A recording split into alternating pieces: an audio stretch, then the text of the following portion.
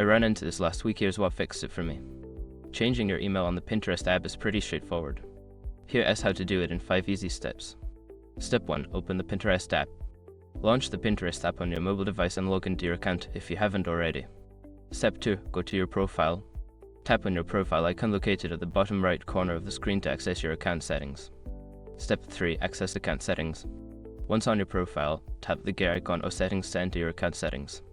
Step 4. Change email address. In the settings menu, look for the email section. Tap on it and enter your new email address. Make sure to double check for typos. Step 5. Save changes.